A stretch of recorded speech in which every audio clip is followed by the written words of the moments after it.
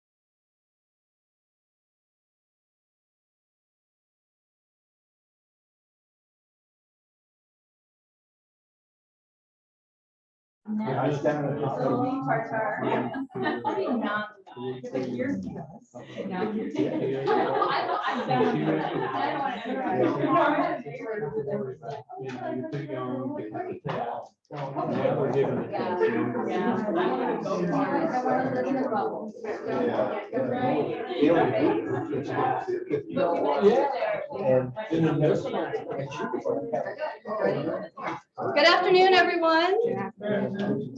Thank you all for coming to this session this afternoon. We know we are after lunch. We are in a warm room and it's a beautiful day outside. So let's give us all a round of applause for just being in this room together. Thank you all. So again, this is Thinking Beyond Stormwater, Connecting People, Water, and Community. And we'll go through introductions in just a second. But what we're going to focus on today, this happened together in another session. So we're going to do some introductions, and then we're going to highlight a couple of projects for you, talk about some lessons learned, and then end with some Q&A and discussion. And so the materials that we're going to be talking through today are available on Whova. There's a handouts thing, so you can go to the links. And then we also have a couple of copies here if you prefer paper copies. There's a few up here up front if you want to take a look at those after the session. And so what we're going to focus on today is looking at how to coordinate projects across departments, interagency, intra-agency. How do we assess types of green infrastructure projects that can really best meet community needs? There's a few spots up front here and over here if you guys need to look for some extra room. And then developing preliminary concepts and strategies that can then support implementation. And then how do you do that matchmaking between funding to best match with your project. So I'm Alisa Wilson. I work for Skeo. We're an environmental consulting firm, and we provide technical assistance to communities on a range of subjects. But my focus is really leading our Walkable Watershed initiative, as well as community-based planning and green infrastructure and watershed restoration, and really sort of making that interconnection between social equity and watershed health. I've got my co-presenter. Hi, my name is Erin Hawkins. I work for the city of Lynchburg, Virginia, within our water resources department. So we are a water, wastewater, stormwater utility. So we have 3 enterprise funds underneath our umbrella department, and I help coordinate our MS4 programs. That includes all of our MS4 requirements, including our Chesapeake Bay goals and any local TMDL goals that we have as well. And I work very closely with other engineers within my office and coordinating infrastructure needs and incorporating water quality goals into those projects, and then coordinating that across other city departments and take it to either design, construction, and then on to implementation. Awesome. So that's a little bit about us. So we wanted to hear a little bit more about you. So we'll start with who are you with? And we're going to go old school, raise of hands, so we can kind of stay awake post lunch. So raise your hand if you work for a nonprofit organization. Great. Raise your hand if you're in the consulting private sector. Right. Oh, three. Oh, yeah. Oh, I work with you. And then raise your hand if you work for the government, either local, state, federal. Raise your hand if you're a student. Great. Other? Okay. Well, I'm not gonna put you on the spot. We're curious to see what category that is. All right. Breakfast. Okay. Breakfast.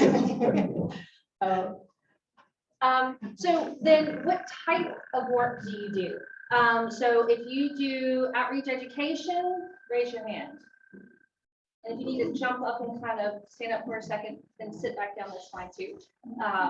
Engineering, design, planning, good number of you. Research. Cool. Very cool. Good one for you. I think that one in. Sampling, monitoring, that kind of field work that you do. There we go.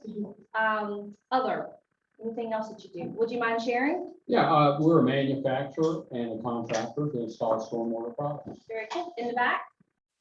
Well, I do a little bit of everything that's related to our MS4 permit, including over contracting and overseeing projects that we do for retrofits, and a little bit in the design side of things. So it covers the gamut of everything from the beginning of identifying the project until it's done. Very cool. Do we have another one over here? Yes, sir. We implement BMPs, Very which is cool. tree planting and gardening and stuff. Very cool. Great management. Another very important one. So this is where we kind of get our hands going, keep the blood flowing this afternoon too. And so with that, we'll go ahead and dive in. So the Walkable Watershed project was really intriguing to me. We're not the first place that it's happened, and it certainly won't be the last place or last project that we do in our community that is using this type of framework. We're really going to dive into what we did for our project, but the handouts, as Alisa mentioned, that are in the attachment will kind of take you through. There's kind of the how-to guide in there. And so you can really get into that to understand the different components of it. So we're going to really walk through the steps that we took for this particular project that we did. But it really is connecting healthy waters to healthy communities, integrating this into a neighborhood. I can sit here and talk all day long about stormwater. I can come up with every single game plan project I want to come up with. But if that doesn't fit into my community, if it doesn't fit into our projects, and it's not well received, what success is that going to bring? It's really not going to be. It's going to create problems, and it's going to create, has the potential to build mistrust as well. It's one thing I've heard throughout is that when there's not that good communication, when there's not that transparency in what you're doing, it really doesn't allow you to succeed in your projects. That's one of the things we're really excited about. And this is actually a screenshot of one of the first projects that we did with Skeo. This was a Fairview Heights neighborhood. We centered this around a school, a year-round school, a community center, and trying to create some connectivity there. We also had a master transportation plan for the corridor that's in the yellow. So we had some pretty specific goals of tying into that transportation plan, tying into safe routes to schools for this particular project. So we were able to identify very specific goals to work within this framework. So the College Park Master Plan that we're going to talk about today is really a partnership with our Parks and Recreation, along with our Department of Water Resources that I work in, and then other city departments. And we'll talk a little bit more about that as we go through the process. But at the top of the screen, you can see there's this long linear park. College Park is very small, it's very long, it's very linear. And what you see here, can anybody take a quick guess as to what these kind of white things are throughout this park?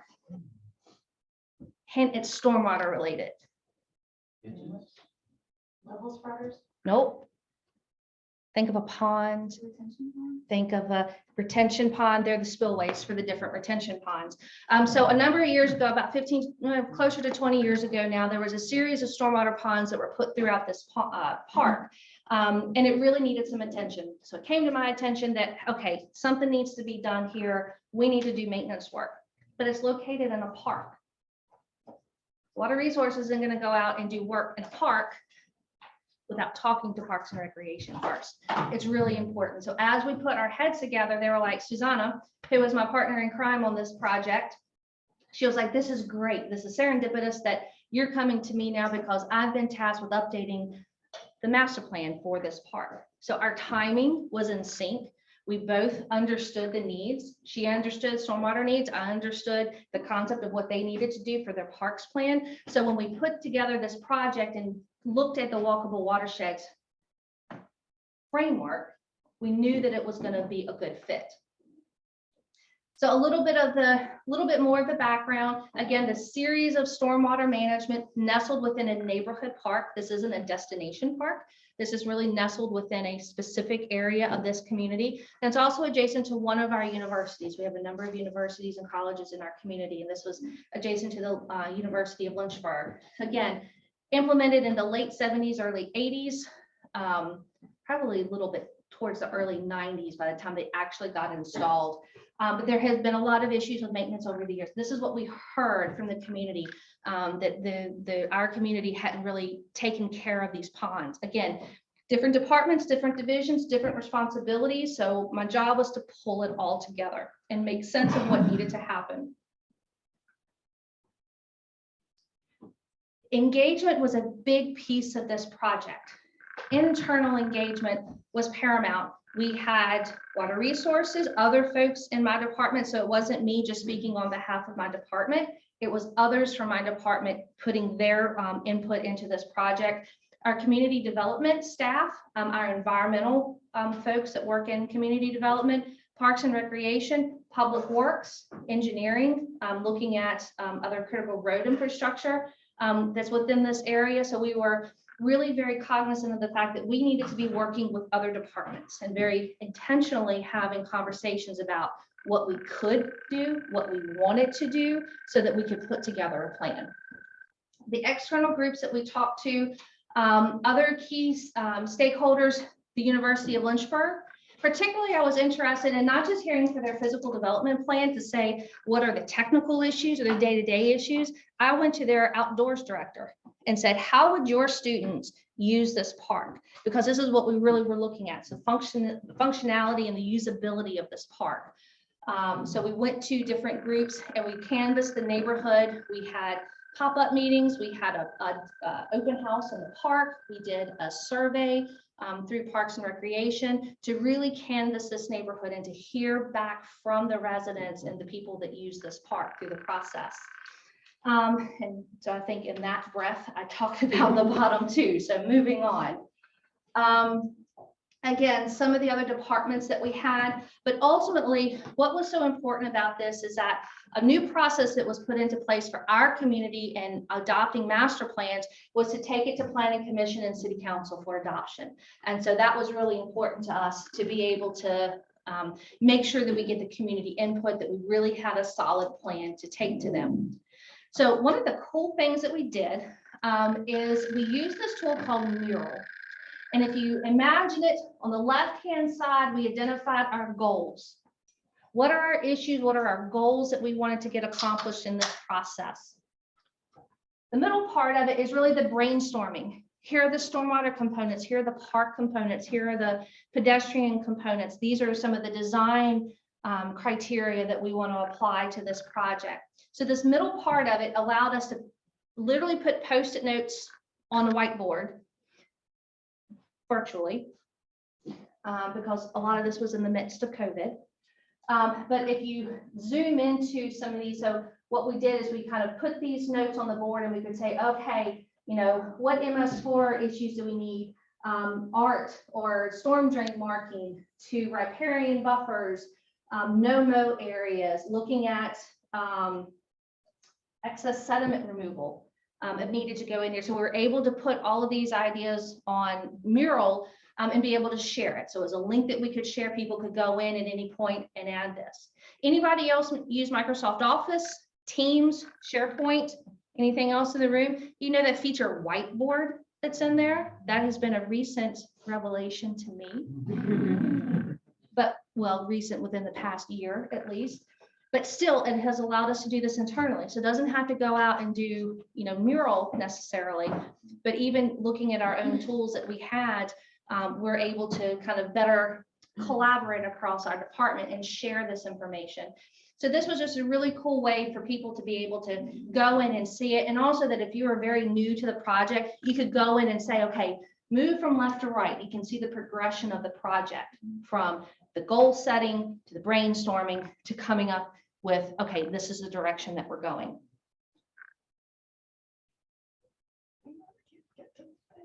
It's all good. Okay, so back to community input. One of the really fun things when we were going through this are these children in the bottom. I'm actually the darker figure right there and what looks to be all black. Apparently it's a trend that I have. But these kids were amazing. And here's the reason why. So city staff and some of us that had been out there, we were like, there's an old basketball court. We've never seen anybody there. No one uses this thing. We're going to take it out as part of this project. These kids sold us. No, we play on this every day. Neighborhood, other kids come in. We play on this every day. The people that lived in that neighborhood, this is actually one of our council members up here who literally lived on the street right behind us at one point. And he said, this basketball court is used every single day. So if we had just come up with our concept of, oh gosh, we got to remove this basketball goal because we need to increase the footprint of the stormwater pond without going to the community, that was going to build a lot of mistrust. It wasn't going to have the success that we felt that we were going to get out of this project, because then we took something very valuable away from them, away from this community neighborhood. So getting this community input really helped us understand what the priorities needed to be for this project. So because it went from, hey, I've got some stormwater ponds that I need to do some maintenance work on and significant maintenance work on. This isn't going in and doing a little bit of mowing and a little bit of digging. We needed to really rework these ponds. So we were able to build this into here. So we're going to keep the basketball goal. That's part of the plan. But getting the feedback from them of the walkability of the park, the usability of the park. We also have in the road behind them, it's a detour and it can be a route, so it can be heavily used. So we're looking at pedestrian improvements that we could do that would actually also allow that heavier truck traffic during those detour time periods. So we're trying to come up with different ways of being able to integrate these safety features into this project. So the master plan really wound up looking at overhauling the existing master plan that we had. This series of stormwater ponds, according to the master plan that they had on the book, said stream restoration all the way through. Where we know that we needed stormwater because back in 2018, we had a very significant flood event in Lynchburg that had a lot of impact throughout our entire community. One of that closed this intersection, or at least the shoulder of this intersection right here, which is very heavily traveled for the better part of a year and a half, because the entire shoulder, the road was over top and the entire shoulder was washed out. So we knew that taking out stormwater from this park was not an option. So actually what we came up to do is, instead of just fixing them as is, we're actually increasing their resiliency. We're increasing their capacity to be able to protect our downstream infrastructure and provide a greater level of service of stormwater within this park. So we're going from a 2-year storm event of what this pond normally could handle to up of a 10-year storm event. So again, getting into the technical side of things, we're looking at capacity across the board, across all of our stakeholders. Everybody agreed. And that was important to us. It wasn't just me coming up, because I had no intention of necessarily coming in and increasing capacity, but I heard that this was the need. So now we're taking this as the opportunity to include it into the project. But on top of that, it's the cool stuff. Not that stormwater is not cool, I'm not saying that, but we're going to have this really cool walking loop all the way around our park. And we're going to build a boardwalk that's going to go over top of one of the stormwater ponds, so people can look out over top of it and hopefully, if done right, mm-hmm. People really be able to see this bird's eye view of a pond functioning during a dry weather period, a wet weather period, and they could still have more access to this park area. The walking loops, we're going to increase our tree canopy. Some trees are going to have to come out just because of their health or their location, but we are going to have a replanting plan. No mow areas or low maintenance areas, because there's no such thing as no maintenance. Don't let anybody ever tell you otherwise. But really taking that maintenance into consideration as we develop these. And then the passive recreation opportunities, whether there are a hammock park. Alyssa, I might have to get you to help me. We have a hammock park kind of up in this area. We're going to relocate the basketball court over to this area, build in some overlooks, and I feel like I'm missing something. It's also education and then, Yes. yeah, boardwalk so that you can, like you said, the interact Actually with get the there. stormwater features and signage. Yeah. And art.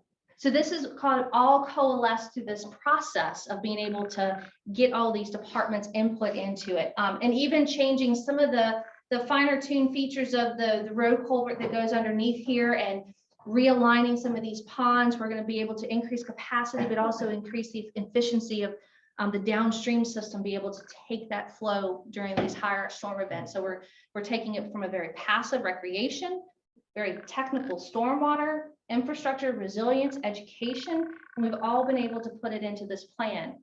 But if I'd only moved forward with the stormwater maintenance plan, none of this would have ever happened. And this isn't patting me on the back, and this isn't a, kind of a preachy moment. I know it sounds like one, but it truly is the ability to step outside of your wheelhouse and step outside of the office that you work in to see what the co-benefits that you can bring to the table by partnering with these other departments. And whether it's a department or an agency or a nonprofit or whomever it is, this framework really allowed us to take that step back, listen to what needed to be done, and then pull it back together in the plan. And we had the experts in the room to help us make it look really, really great. And so I touched on this already, but we are increasing the capacity of these facilities through here. I think I probably jumped through the next couple of slides in the last slide, so we'll go through it pretty quickly. But again, increasing capacity, looking at the maintenance, looking at improving the infrastructure that's there, so we don't have to renew it in another 20 years. It'll have, renew that life expectancy for the asset. Looking at, again, this is a cool image of kind of what it can look like once we get the boardwalk across the stormwater feature. And so kind of looking at that expectation of this is a dry, what it would look like dry. This is what it's going to look like when it's full, to kind of manage that expectation of during a wet weather, it's going to be inundated. It's going to be wet through this park. And again, some of the items that we went through already on, and these are just some picture examples that Skeo was able to provide to us to kind of begin to vision what some of this would look like. One of the other really cool things about doing this great master plan is that you have to get people to it. So when there are not sidewalks and when there's not pedestrian amenities within the vicinity, you need to build it so that they can come. Otherwise, they're crossing busy streets. They may not have a tendency to get there if they didn't have it otherwise. So again, I mentioned that this is a detour route. So what we really looked at is the idea of painted bump out. So visually, it will kind of neck that traffic down and visually make the traffic slow down, at least hopefully anyway. I know these painted crosswalks that I see here and have been using while I've been here have been a little bit safer to me to use rather than just assuming that someone is going to see me walking on the road and stay over. So the visual nature of putting in either crosswalks or these painted bump outs to be able to bring the traffic's eye to these features. And you can see here, these are actual pictures, is that there's nothing really to delineate. This is how you're supposed to cross over to get to this park. So we have sidewalks planned, crosswalks planned at both ends of the park here to be able to get students over. And this is the University of Lynchburg over here. So we built that in so that students could come down and easily access the park as well. And it's really breaking down silos. I think I've probably touched on this throughout everything that I've said so far, but it's really kind of working across instead of working in silos, because Susanna and I both talked it, And the way that we presented this is that I didn't want to cut her off at the knees as much as she didn't want to cut me off at the knees of what we were trying to get accomplished out in this park. So it allowed her to get a master plan for her park. It allowed us to come together with a plan for our stormwater improvements. And it really brought it together within this concept plan. Because the really cool thing about this is that I mentioned before, we had a new adoption process that we were kind of guinea pigs on. We might have been maybe the second, maybe not quite the third plan to have gone through this process through both our planning commission and council. So we were like, deep breath. Okay, how are they going to take this plan? Are they going to like it? Are they not going to like it? And one of the things that we really found is that overwhelming support. And these are just, I actually went back through and listened to some of the meeting minutes and really just got a lot of great feedback about the collaboration, the communication, the engagement. I don't think they cared a lick about the technical side of things. They really didn't. But the fact that we could say that we brought a plan to them, that we had significant engagement in the community, significant engagement within that specific neighborhood. And these are the people that we brought to the table. And this is what considered as part of this process. It passed unanimously. So we were really proud of that fact that we were able to pull together a project that kind of checked all those boxes off, because nobody wants to get up in front of getting something adopted and be admonished for not having done something or not having thought about doing something either. So that was our project, and I'll turn it over to Alisa. Thank you. Thanks, Erin. Great. So I'm going to talk about another project that is also trying to identify green infrastructure projects that also meet community needs. And so this is the targeted outreach for green infrastructure. And we just can't get enough of acronyms. And so this one made a nice little acronym, TOGI. In vulnerable areas. And so this project is actually through the Chesapeake Bay Program's Habitat Goal Implementation Team. And it was really a pilot project to work in communities that were not only vulnerable to effects of climate change, but they were also vulnerable from a socioeconomic status. And so I want to acknowledge Brianna Yancey as the project lead. And can you raise your hand? Yes, so she was the project lead and really moved mountains to reach out to these communities and work and coordinate with them throughout this multi-year process. And so we were sort of, who's worked on a project that you inherited from someone else? Okay. And that was a little bit of the situation here. And there were these nice sort of 3 key tasks: hold a listening session to identify, goals and needs, then hold a design workshop, and then develop a final report. Raise your hand if you think I'm going to tell you how it wasn't that simple.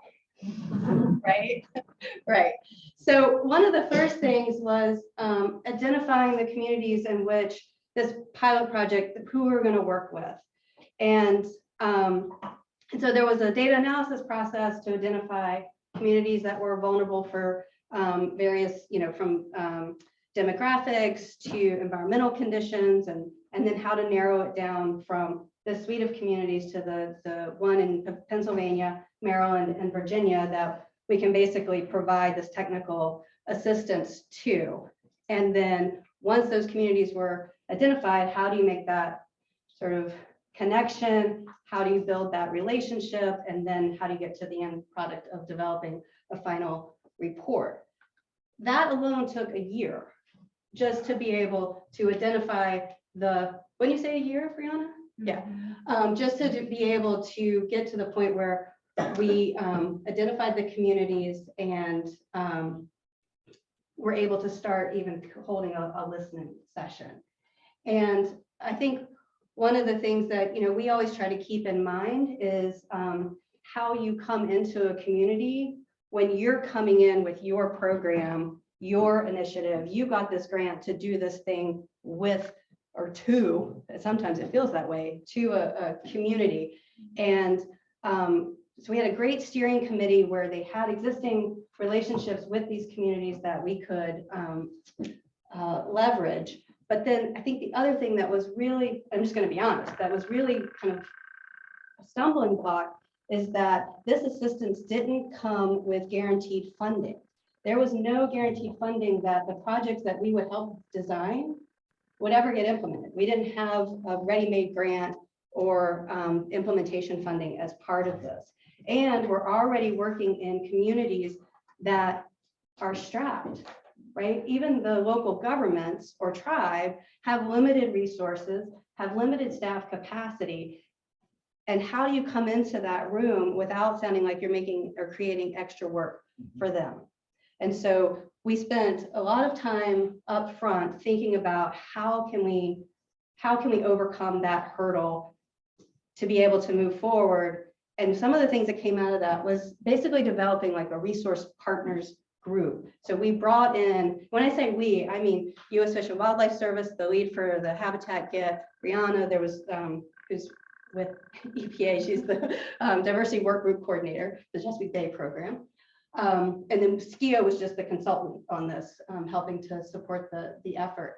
So having a resource partner group that from NOAA, U.S. Fish and Wildlife Service, a few, the suite of federal agencies and state agencies that could come in and help basically commit to this process, that they would be able to support the communities moving forward with identifying grant funding, helping to write those grants.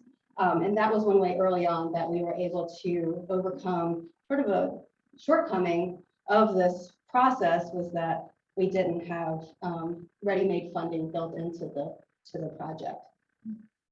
That said, 3 years later, there's a lot of great stuff that came out of this that I'm really excited to share. And I think it's also the sort of diversity of approaches for addressing stormwater that can provide habitat. This is a habitat goal implementation team, as well as stormwater management, responding to climate change, as well as community needs. So really finding that sweet spot and intersection, like Erin was talking about, in terms of addressing what we're hearing from the community and identifying those projects that really do that double duty. So the first project was in Cambridge, Maryland. So this is just a vacant lot surrounded by multifamily and single family residential in a lower income neighborhood. And some of the, our first listening session, we really were focused on decision makers and community leaders. And it was all of the resource partners. We didn't have anyone from the community, the local, that was the other piece of this, is that it wasn't broader community engagement. The idea was, if we can get an initial concept that could then be used for grant funding, the next phase of this would include broader community engagement. And so we had to do it again. We had to go back out and do another listening session in order to really hear from the key leaders in this area. And what we heard was a range of ideas, very similar to the project that Erin just walked through, wanting to transform this vacant parcel into a lot of things to serve this community. And so this concept plan looks at it from both the water, how can we serve, how can we implement different strategies from restoring the waterway in the middle of this vacant lot, to then also addressing all the needs that we're hearing from the community. There was a lack of park space, a lack of recreation, fields, everything. So one of the things that we heard was that we want a skate park that's scaled to our community, that's walked, so the children in this neighborhood can walk to it. We also want a basketball court. And at first that seemed in sort of direct conflict with what the goals of this sort of pilot program. We were really looking at stormwater management, sort of best practices in terms of holding and storing water, to increasing, we didn't want to add impervious surfaces. So how can we deal with that? And so we looked at different strategies to offset the runoff that would come from, say, a skate park or a basketball court, because this has to work, it has to meet the community's needs. And so this is just talking through some of the strategies that are related specifically to water. And then here are the strategies that are responding to the community's needs, everything from a community garden, walkways, this bike skills area so that children with bikes can, learn how to ride their bike and have fun little trick, not necessarily a full pump course, but you can see a little diagram there. So again, like I said, the basketball court and skate park and gathering areas. Yeah. Yeah, the safety aspect was important. That area was like subject to a lot of crime, and so they wanted things that would keep the community safe. So adding lights, and then also like a memorial for Mhm. people who have like lost their life. Yes, exactly. And you'll see up in the top part here is where really kind of creating that space to remember folks that had lost their lives in this community, specifically to gun violence.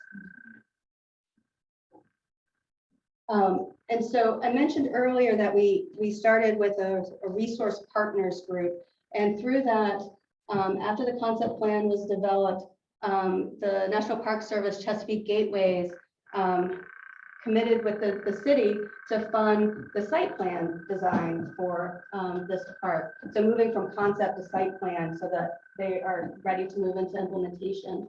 And then there's also pending funding in the US Senate. I think what's also been really great sort of observation is the commitment from the Chesapeake Bay Program to each of these communities that they will continue to work with them after this process to continue to go after funding, whether that's writing a letter of support, identifying new grants, and sharing that information as it comes available. The next project is in Williamsport, Pennsylvania. And here, through the listening session, able to identify 2 areas, one being vacant lot improvements, and then also a key transportation corridor in that community and improvements along there as well. Every community is unique and has a story to tell, and from a land planning perspective, trying to understand that and understand some of the decisions that have been made over time and how we ended up here, right? You were talking about the stormwater solutions that went in the 90s are not really effective today. So I'll share that in just a second with that sort of an interesting observation in this community. And one of them is all of those green areas. The hospital came in and purchased a lot of properties and tore down the homes. I'm sure for a lot of reasons, but I think part of it is one day for expansion.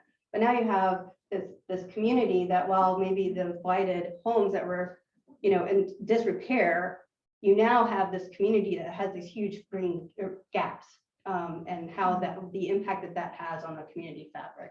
And so one of the ways of looking at what can you do with these vacant lots, there was an existing community garden, the opportunity to expand that and create community space. Again, this area lacked neighborhood parks. And so this was looking at how to integrate what the community would like to see, from gathering areas, a healing garden, because it was right across the street from the hospital, children's play area, to also green infrastructure strategies, conservation landscaping, increasing the tree canopy, rainwater storage. And then this transportation corridor, it may be a little hard to see, but when you sort of look at the fabric of a community, what's interesting here is the grid of this community, the street grid, completely broke down along this corridor. So I think sometime in the 80s, there was this effort to make these like mega blocks, combine, what would be a regular city block into one area, and then multifamily housing was built, which is great. On one hand, you're responding to a housing need. On the other hand, you've now broken what was this urban fabric and how people move through the community, and you've created this barrier for people who are living north of this corridor to get to downtown. And a lot of people in this area don't have cars and rely on either walking, bicycling, or public transportation to get to the service areas. What does that have to do with stormwater? Well, if we're looking at how do you increase connectivity and you're making road infrastructure improvements, there is the opportunity to come in with better stormwater management and how you're dealing with street runoff. And so that's what the plan here looks at, is how can we turn this wide, it's basically something you would see like an arterial, right? A main road leading out of a community that has big box retail. That's like the size of the road that's going right through this pretty urban area. So how can we kind of narrow down the lanes, put in medians and street plantings that can reduce that pervious surface, include sidewalks, and start to restitch those north-south connectors across the community. And that's just examples of how we can to respond to the community's needs for safer access. So what's been great about this is that they've already gained a lot of traction with the hospital and support for the vacant lot, and then recognizing that the improvements along this road is a major capital project, and it's a bigger project and will need ongoing support. And so the Bay Program's commitment to continue working with Williamsport, I think, is going to be valuable for that. Okay, the other two projects are working with two tribes in Virginia. One is the Upper Mattaponi tribe, which is a recently federally recognized tribe that until recently did not have any land. And so they are focused on connecting to their ancestral land. And they're shown in red are the two pieces of land that they've been able to recently acquire. And Mattaponi is river people. And so they're really interested in how can we reconnect to the river. And so this was a really sort of dynamic project of looking at one particular property and hearing the themes that they would like to see in the future development of this land. And first and foremost was the ecosystem restoration. Before thinking about what it can be in the future, we first have to understand how this land has been used and how we can heal it. And when I say we, this is what we're hearing from the Upper Mattaponi tribe. How can this land be healed moving forward? And then from there, going into different sustainable development and also looking at how to provide recreation and access to tribal citizens.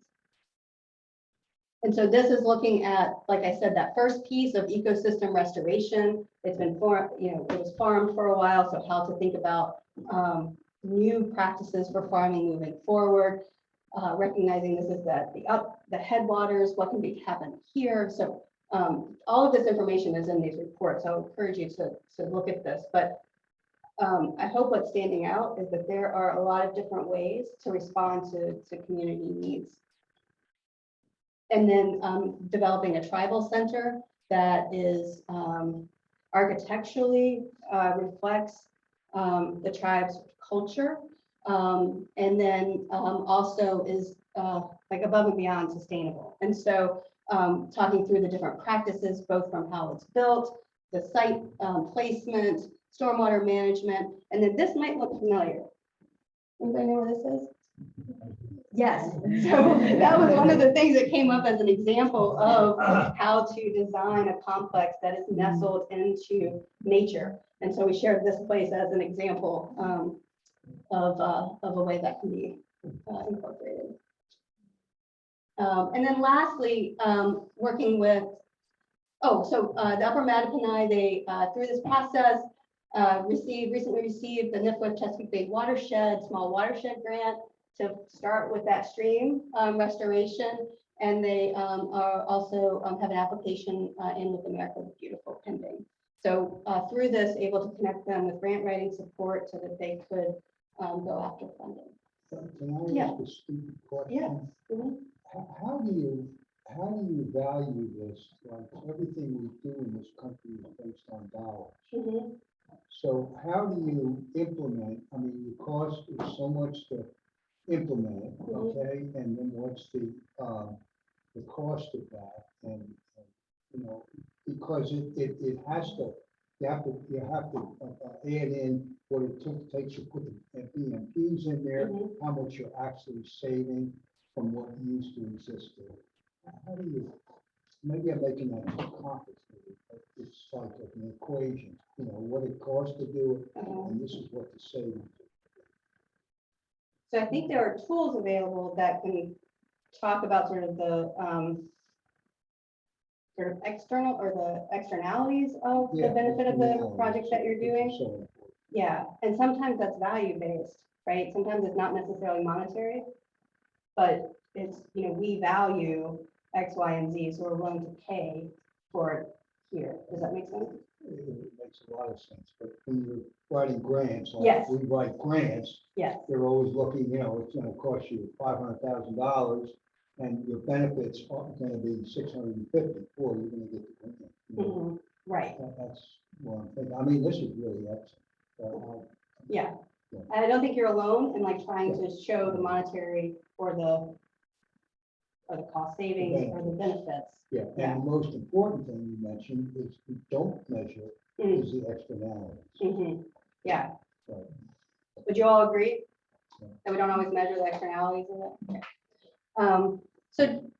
Just lastly here before we move into lessons learned in Q&A, the Mattaponi tribe is a state recognized tribe in Virginia, and they shared with us that they are located on the Mattaponi River and are losing stream bank to erosion, high wave, and even the access to the river. So what are their opportunities through like living shorelines to restore their connection to the river? And let me just show you here quickly. It isn't a one size fits all. The character of the river along the tribal land there's like 4 different segments that each have their own unique characteristics. So being able to break that down into those 4 different areas and talk about different strategies to deal with the stream conditions that are happening along the creek there, or the river. And then through this process, we were able to connect them with the Virginia Department of Conservation and, I should say, Recreation, and who had funds from NIFWIP to implement Living Shoreline Project. So there was a really good matchmaking where there was already, the state already had funding to do something, and we're looking for projects. So in the next few minutes here, I'm going to turn it over to Erin, just to talk quickly about lessons learned from a process standpoint. Do you want to do that? Yeah, no, that's fine. I'll let you hold on to that. Okay. So really, and this is just, I think this is our last slide, maybe. Mhm. Maybe. That's awesome. Anyways, and this comes right out of one of the handouts that's also linked in HUVA and up here as well. But it's really the framework, and the framework is not a one size fits all, and it shouldn't be. But it does give the framework for you to be able to identify your goals and build your team. Because I think that is the most important thing. Like I mentioned before, I can go out all day long and come up with all these ideas, but if it's just I, and me, and not including anybody else into the equation of that, it's not going to be as successful as it could be. Developing a shared understanding so everybody understands each unique goals. We had some engineering goals that transportation related that I was like, I'm stormwater, I like, you know, outreach education, stormwater BMPs, but I had to take the time to understand what their concern was. The same way I had to take the time to understand what a parks plan, you know, process needs to look like so that we can incorporate that into the process.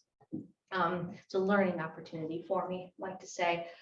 Developing solutions, coming up with these, as you mentioned on the Mattaponi project, you had 4 different areas, 4 distinct issues and 4 different solutions.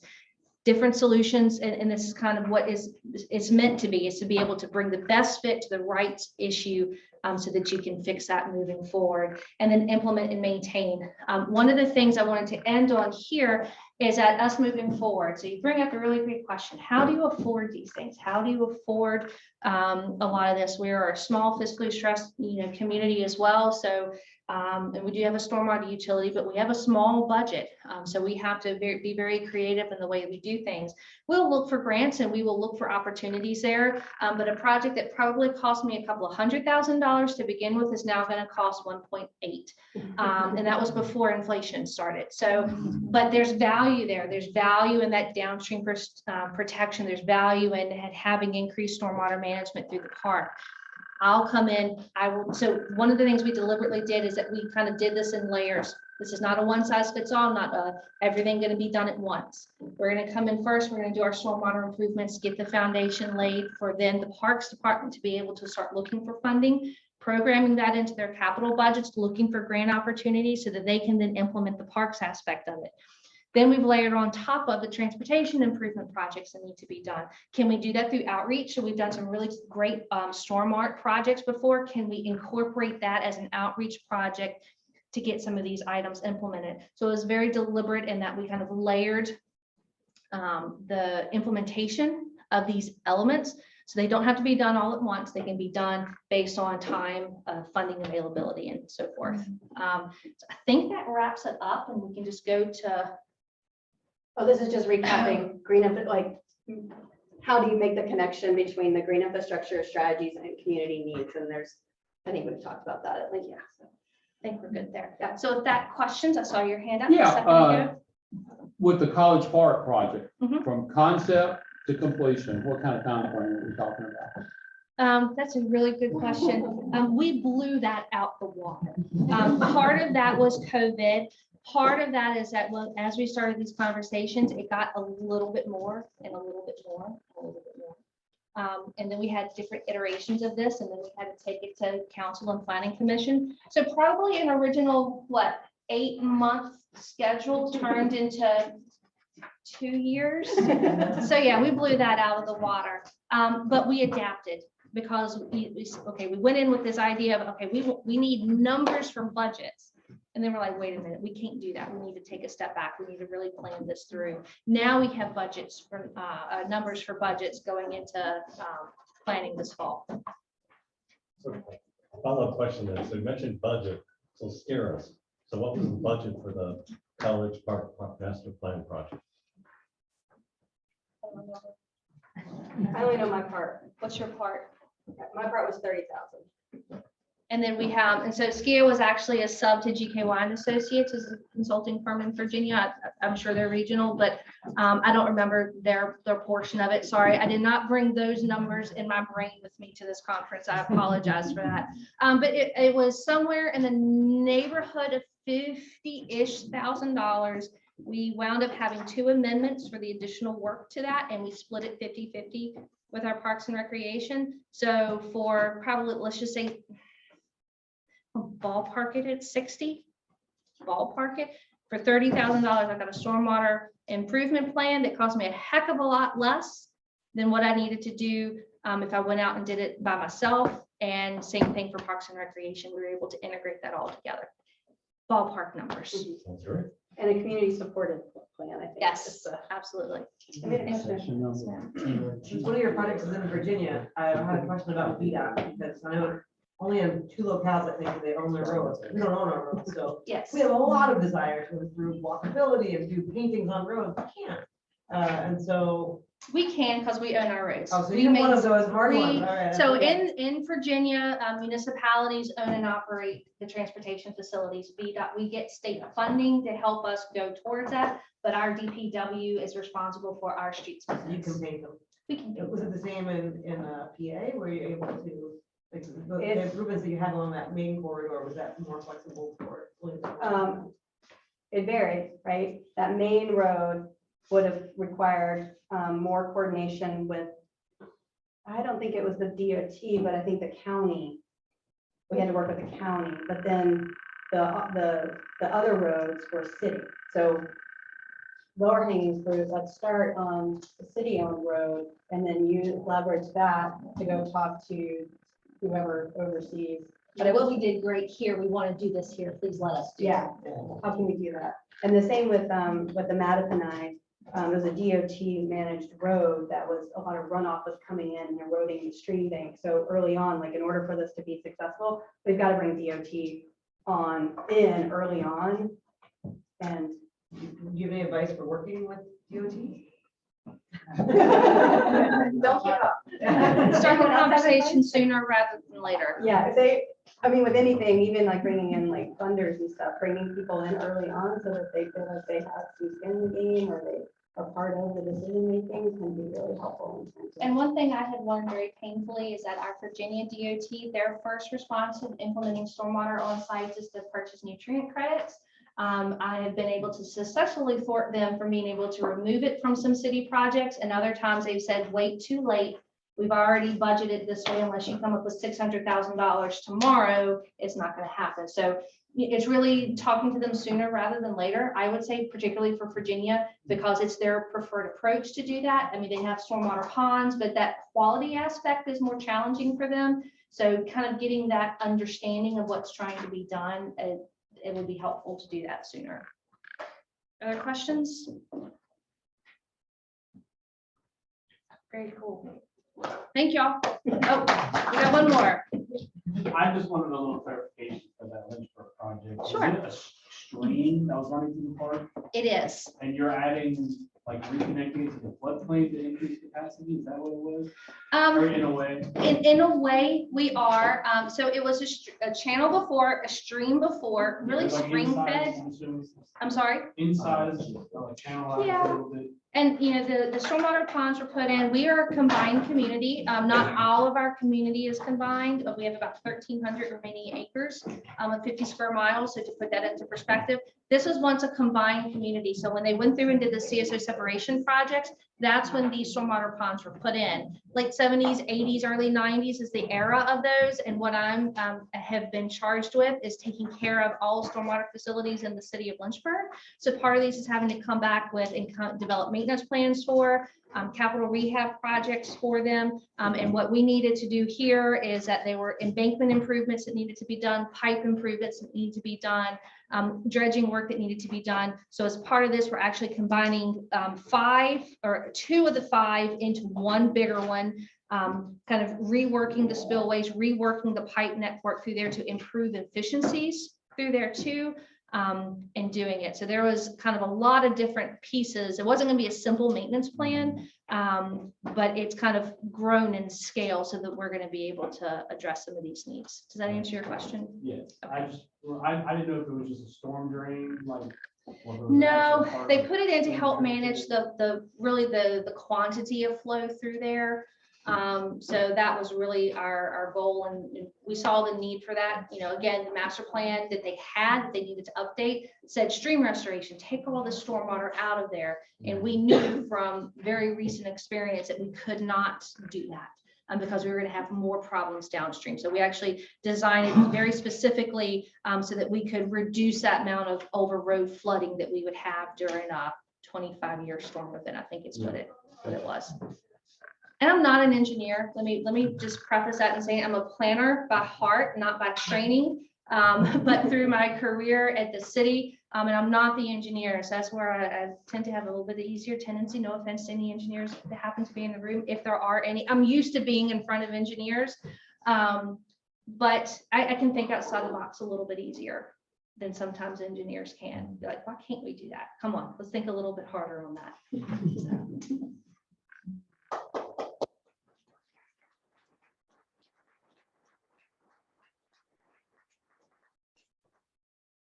Fill out your survey. Here's the information.